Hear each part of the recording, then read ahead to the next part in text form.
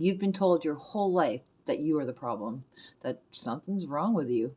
This chapter explains why that belief is the real issue and how it quietly stole your life. Quick note, this is for reflection and education, not therapy or medical advice.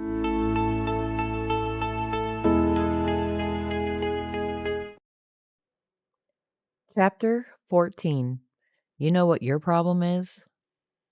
We've all heard it before. That question always meant to be answered by the asker, not the asked, and loaded with a hail of a buckshot behind it. Do you know what your problem is? Whether coming from a parent, a supposedly well meaning friend, a frustrated teacher, a boyfriend or a girlfriend at breakup time, or an ordinary coworker, we've all had to choke down those 7 words, often never thinking to say, nope, and I really couldn't give a crap what you think it is. But whether out of fear of saying no or out of simply being caught off guard, we let someone lead us into it and we listen. Ugh. And it usually then screws us up for years, even decades to follow. Because, of course, we passively think it's anyone's right to tell us what they think is wrong with us and to render any commentary on our lives any old time they doggone well please. We think we're obligated to listen and heed. Worst of all, most of us believe that someone else, especially those close to us, have some hidden knowledge of us.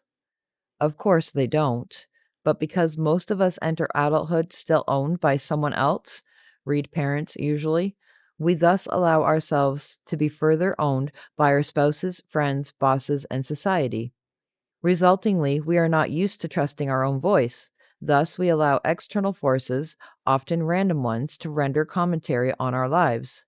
Most of us don't realize this, at least not until much later in life, when it finally occurs to us how much life we've wasted believing the negative crap people put into us, either willfully or accidentally.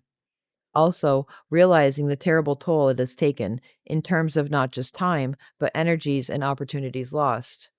Until that day, we keep letting people answer that question. Do you know what your problem is? We actually let people expound on our lives however they please, as if it's their right to do so, allowing it to do whatever damage it will do. But do you want to know the only true answer to that question? There really is only one answer, deep down. If you're reading this book, if you're at this point of life of never ending malaise, lack of clarity, depression, unrest of the soul, and or anxiety, then there is only one answer to the question of, you know what your problem is? I'm going to tell you right now what your real problem is. Your problem is that you actually believe you have a problem. You believe something is inherently wrong with you, or rather, you believe you are the problem.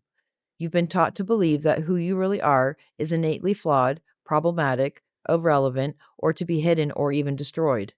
And nothing could be further from the truth. Your problem is the rock solid belief in your own flawed nature. That's the heart of it. You've been sold a grand lie. There never was anything wrong with you.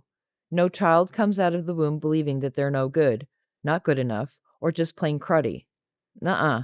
That's a taught belief.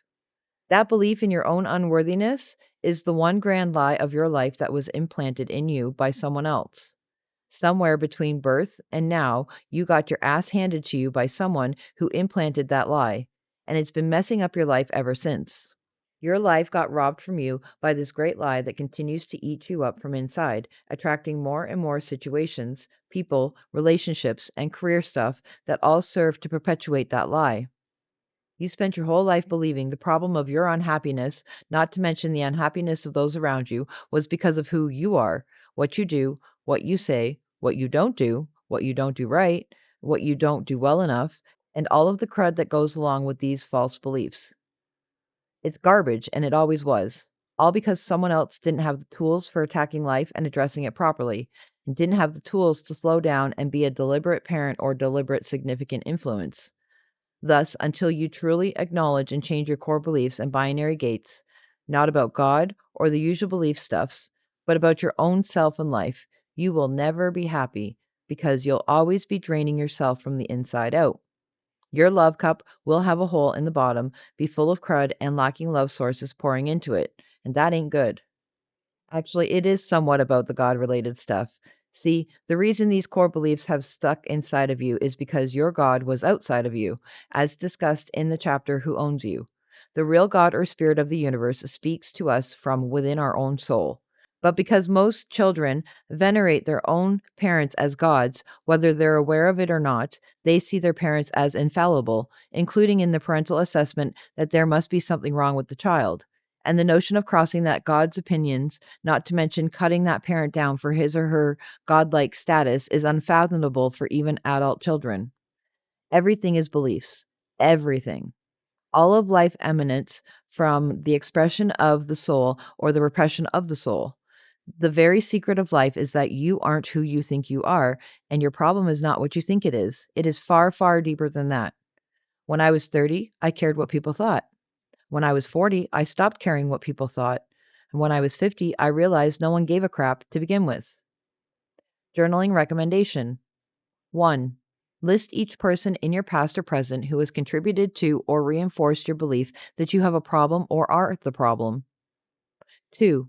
Next to each person's name, list the specific phrases or messages they spoke to you that conveyed this message. 3.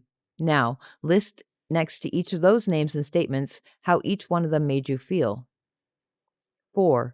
Now write down all of the feelings you are feeling right now as you think about these people, events, and concomitant feelings. 5. Write a letter or email to each of these people, expressing in the strongest terms possible precisely how you feel. Don't hit send or attach a stamp and put it in the mailbox. The purpose of the exercise is to flush out the feelings. 6. Which of these people are still in your life? 7. Is it time to start cutting them out of your life, or at least start radically cutting back their impact and influence in your life? 8. Are you ready? Do you have the courage to do so? 9. Can you see the need for doing so? Song recommendation. I just like this song and its message, and it fits quite nicely at this juncture. All in All by Lifehouse.